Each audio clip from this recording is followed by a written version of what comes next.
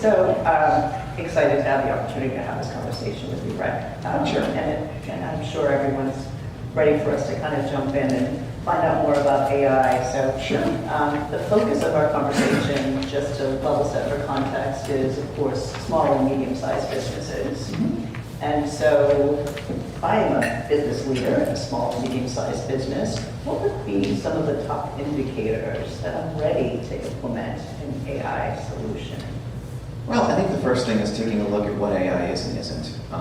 One of the challenges in the industry right now is it's a lot of hype around AI, just like there was in the 90s for those of us that have been around a while. You know, it's like the internet was going to change the world in a day. Like Amazon, for example, came out in the late 90s, started selling books. And then this was thinking by the year 2000, we will never leave our houses. That didn't happen. It just took 20 extra years. So I think AI is kind of in the same boat to some extent. So when you look at it from a small to medium business perspective, I think one of the challenges that we're seeing now is there's a lot of pressure by boards and other people in the organization to implement AI in some way, to take advantage of some of the productivity gains that you can get from AI.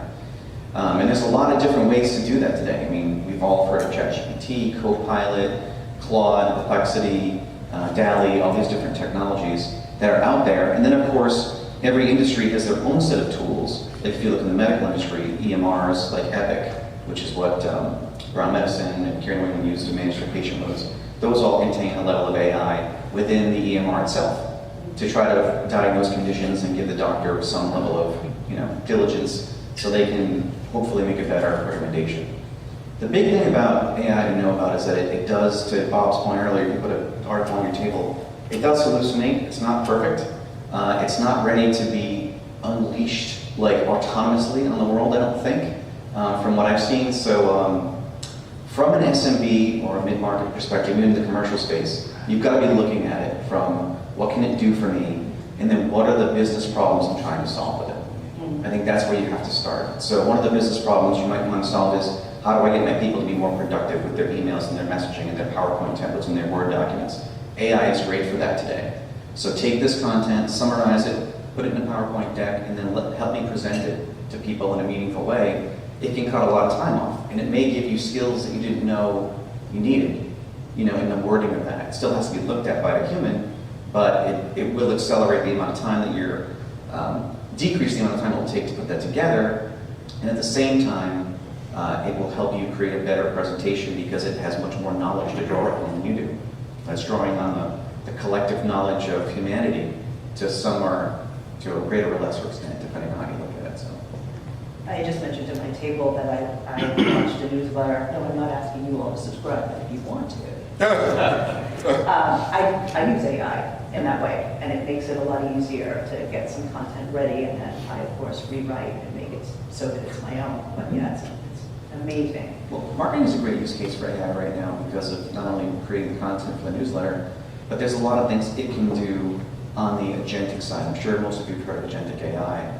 So what it can do today is kind of like a second phase of this, which is go to my website, scrape all the people that have touched my website, take that information, run it through LinkedIn, run it through Zoom Info, compile it into a spreadsheet, and give it to my sales team. Right? So then they've got information on your site. Now, is it perfect? No. Does it miss something? Sure. But I mean, that's a really powerful tool that you have in marketing. What we're going to have tomorrow, this is not today, but tomorrow, it'll go through, scrape the website, take the information, put it in a spreadsheet, make phone calls, and then gauge interest, and then give those warm leads to your salespeople. And then who knows in 10 years from now, maybe it will be the salespeople. But I mean, it's moving fast, but it's really the top of the pipe cycle right now. So people think it can do things that it can't.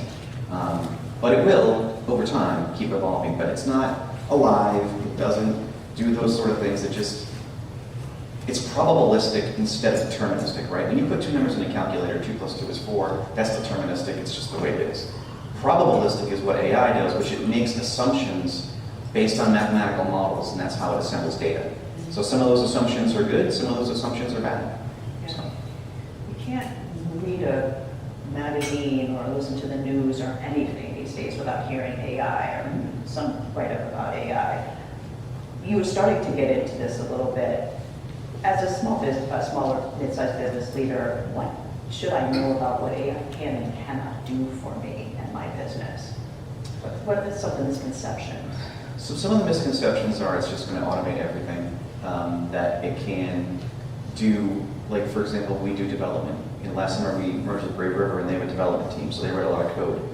I think, when you look at AI and GitHub, development tools, or, you still have to look at the human element of that. So it can write the code, it can comment on the code, it can quality assurance the code, but it's not going to run an entire application for you.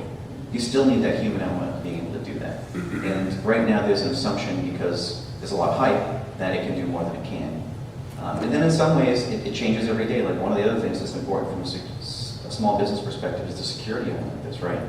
There's no backseas, right? If you throw your data into ChatGPT, the free model, it's going to take that data and retain it. So, for example, if you have proprietary information that's just to your business that you don't want shared, I would never do that. Now, the other part of that is that these companies that are developing these models know that. So they're all going, well, wait a minute, maybe we won't use the data you feed to us to train the model, but we are going to retain it for learning purposes. So how we can make the model better, but we won't give that data to the model. So an example of that would be in our world, let's say I fed network diagrams of one of my customers into ChatGPT. If it learned from that and then someone else went, give me the inside infrastructure of this particular client, it would give the IP addresses, the hardware, all the network information for that client to that end user. Incredibly useful if you're a hacker, right? I mean, that's like blueprint for how you get into a company. So that's where you've got to be, concerned. And then what you can do to overcome that is you can put an AI model like ChatGPT in a private cloud machine where it's only for you, feed it your data. It does learn on your data, but only you have access to it. Downside to that is it's not updated all the time, like all these other things. Like you guys may have noticed over the last 5-10 years, you used to buy like Windows 7 and Windows 8 and Windows 10 and Windows 11, and there'll still be some of that for the foreseeable future. But these days, those code releases of it's a next new thing is almost real time. Like you get real updates to Windows almost every night that fix problems in codes and enhance the software platform too, as well as those big, milestone code developments that come along. But it's going to be one continuous development cycle eventually. Okay. Pretty much every client that I work with has Microsoft and the Copilot application that seems like nobody that I know anyway, in smaller to mid-sized businesses that I work with is using the Copilot piece. What is it that you would suggest people have in terms of infrastructure before they consider an AI implementation, if that's the route that they need to go? Yeah, the first thing I would do from an AI perspective is governance. So you've got to make sure you have compliance in place and your infrastructure and how you're going to manage AI internally. So one of the first things that we do with every client is put an AI policy in place. So obviously if you're in banking versus consulting, there's two way different paradigm shifts there. The FDIC regulates what you can and can't do in banking, so you have to make that part of your AI policy. If you are into some other industry, it really varies widely how that governance will be there. But a lot of it starts with don't feed our information into public AI. Like people use ChatGPT every day, whether you want them to or not. So you've got to make sure you have some guardrails on that. The other piece of it, what was the question again? About infrastructure that you would have in place. So that's part of it. The other piece from an infrastructure place is, again, we mentioned doing a private AI instance in some instances, but a lot of times small to medium businesses these days are leveraging AI in their tools that vendors give them. So for example, we run a call center, and one of the tools that we use to run the call center has AI embedded in it, and it does some really cool things. So you want to make sure that when the technician picks up the phone, they answer the proper script. So it will actually read what they're saying and compare it to the script and then grade them. So that's one way it does it. The other thing that it'll do is it'll gauge emotion.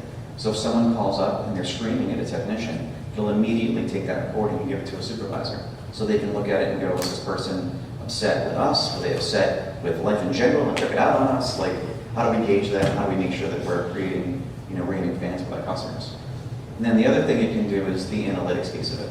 So, maybe every call that comes through, you take 2 minutes between calls in order to get back in the queue to take another call. And then the average for our industry is 30 seconds. It'll gauge that and do a report card on that. So that's a good example of how AI embedded in that can make a real difference. You just mentioned about, as a follow-up to that, you just mentioned about governance. And there's a human element to governing, Sure. right? And we all don't have big IT departments with governance. Is there any insights that you can provide to a small to mid-sized business owner about governance, what they should consider? Well, at the very least, you want to make sure you have policies set up for IT, information security, AI, and those sort of things in general. Because if something ever goes wrong, you want to be able to point to the fact that, hey, I told XYZ that you shouldn't be doing that, and therefore, we were prepared from that from a leadership perspective.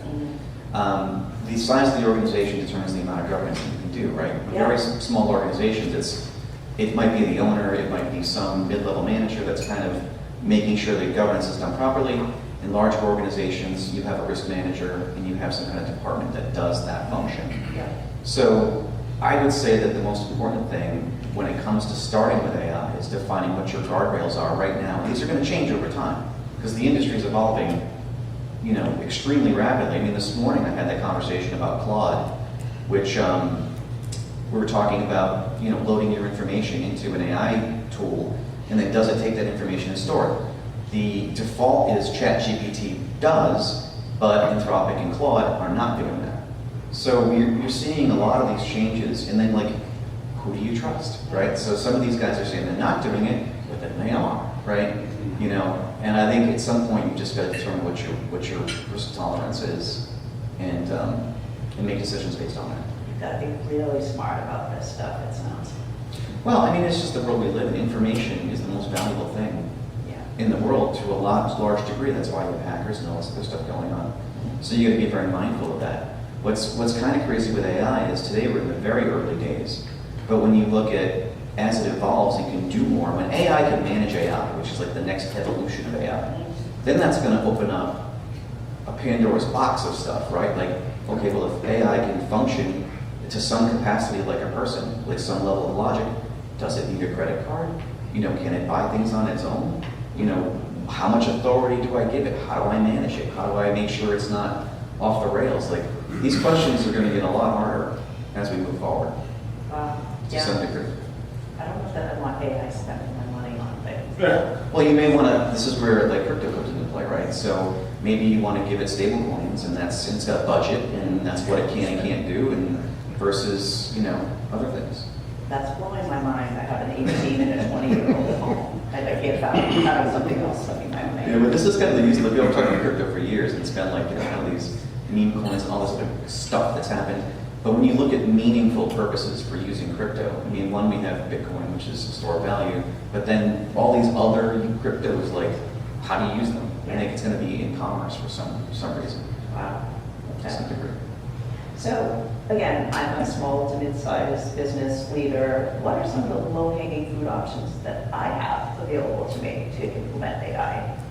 Well, a lot of it's what you talked about, like Copilot. I think when you go to Google these days, anytime you Google anything, you get an AI summary. Productivity tools, for example, one thing Copilot does very well is it will go through a Scenes meeting and it'll summarize that meeting, create notes. It listens for action items. So it will say, Cheryl, you were assigned to do this. Following this meeting, this is what we took for an action item. So a lot of the use cases today are about human productivity. So summarize my meeting, give me my action items, help me write a PowerPoint presentation, help me take this Word document and make it better, and then help me learn about things that I'm not really sure about. So you could say as a small business owner, in my small business, what KPI should I be concerned about so that I'm growing my business effectively and keeping my margins within industry standards? And it will spit out, what that should look like. Of course, you have to, again, eyeball it and make sure it's it's typical in your industry to have a negative 16 gross margin. Obviously, that's not sustainable. So you've got to look at, is it hallucinating or is it real? Yeah. But there's a lot of value there. And a lot of it's honestly free to get all that information. Yeah. So the only thing I'd be mindful of today is feeding it information that you wouldn't want in the world in general. I think something's wrong with my Copilot in that on occasion I catch it lying, and then it is just politely says, "Oh, you're right." That actually wasn't written up in a document. That's the hallucination that you're talking about? Yeah, the hallucination piece of it is, it's every time there's a new model that came out, like ChatGPT 4.0 came out, superseded 3.0, the hallucinations went up by 25%. So every time they try to make the model better, because again, it's probabilistic.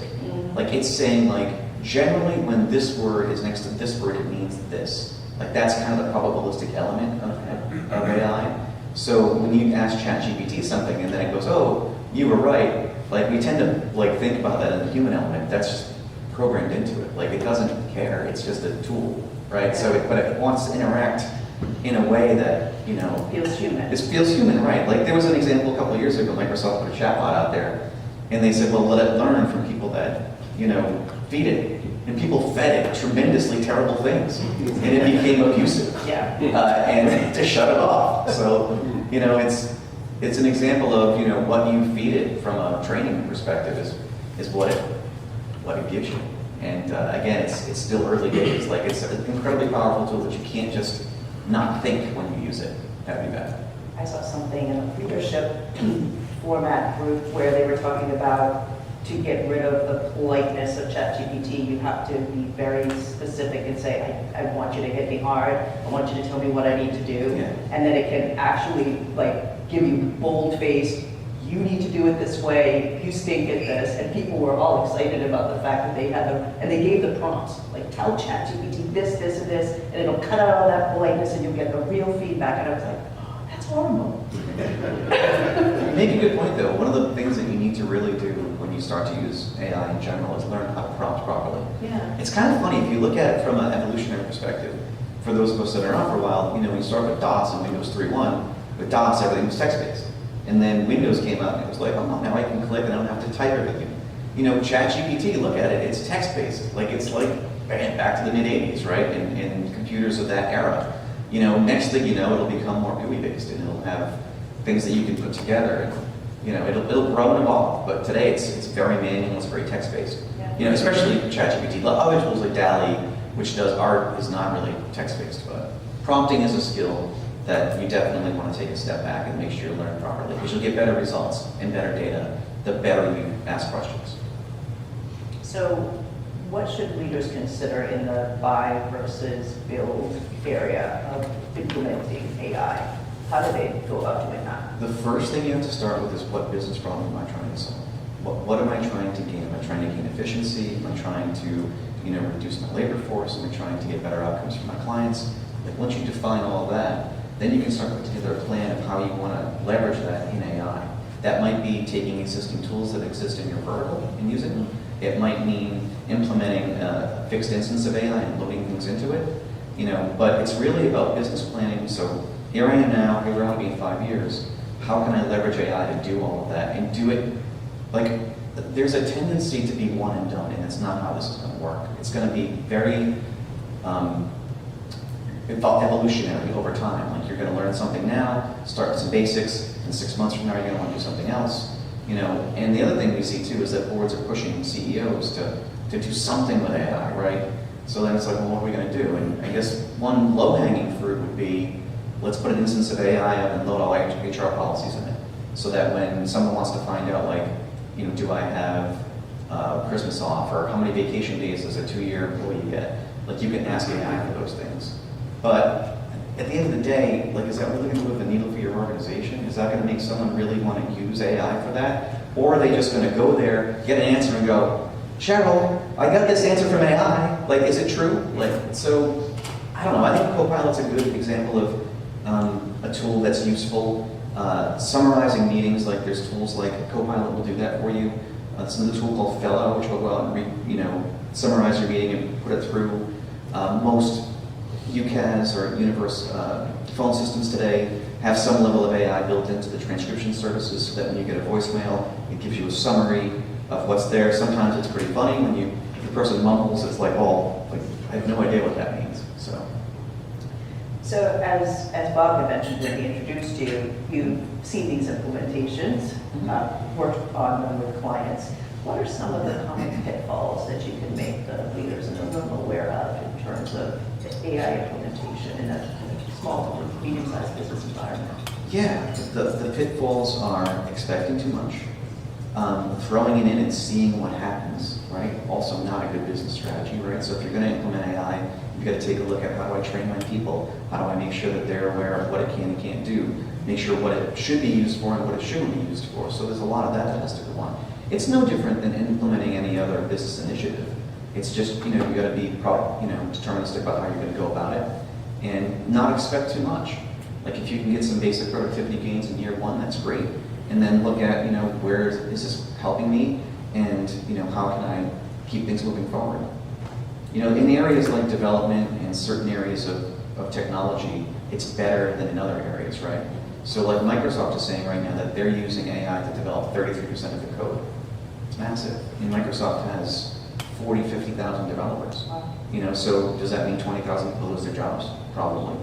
So that's where it's going, which is how do I leverage this technology to do these sorts of things?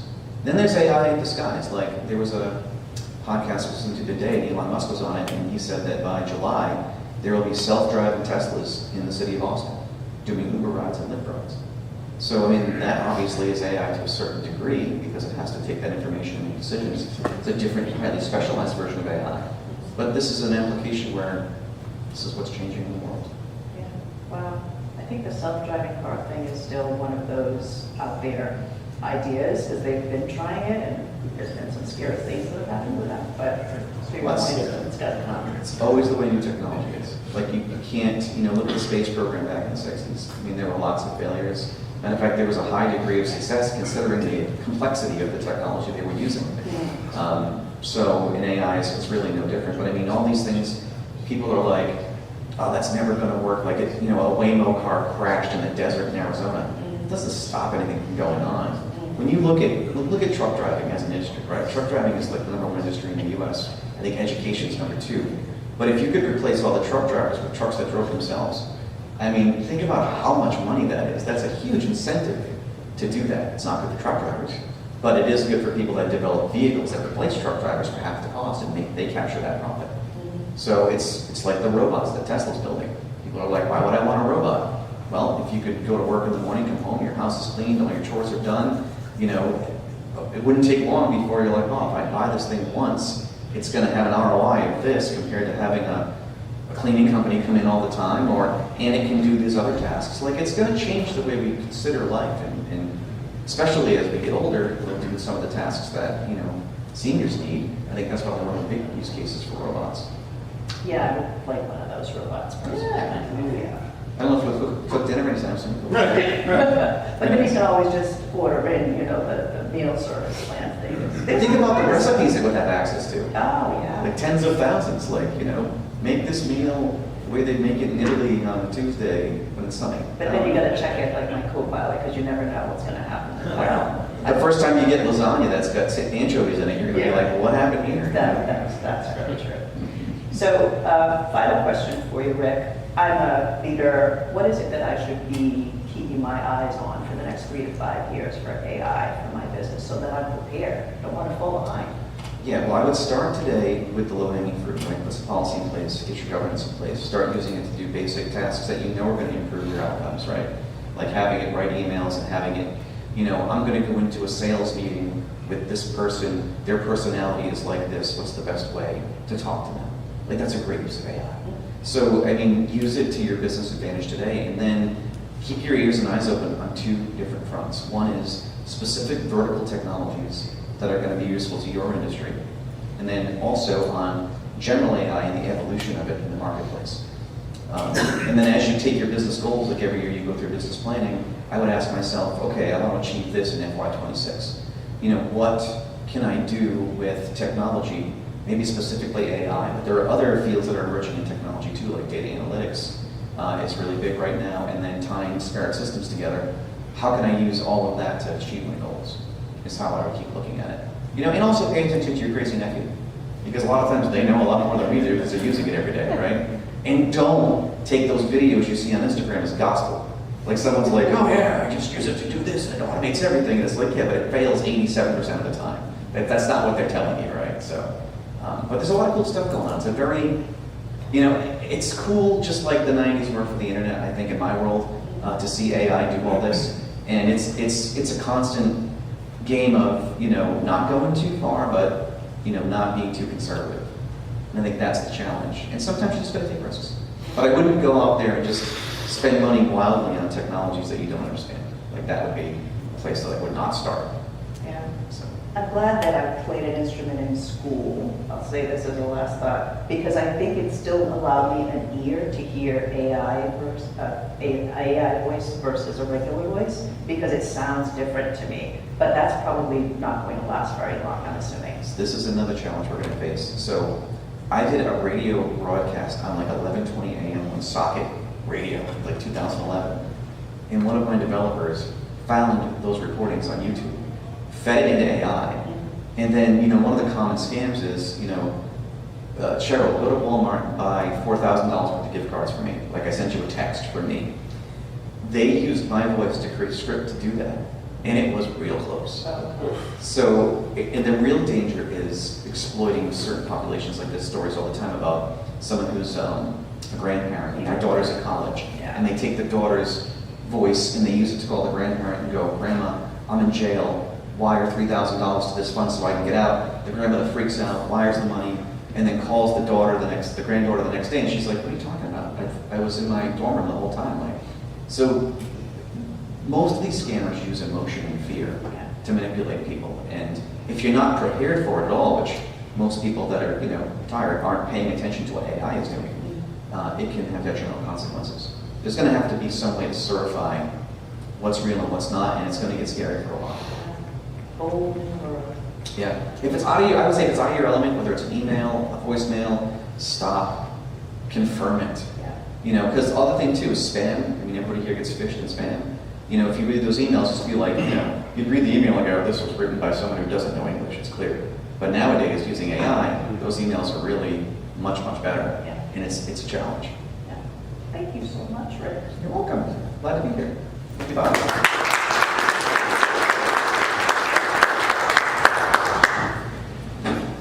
Thank you. Thank you, Rick and Cheryl.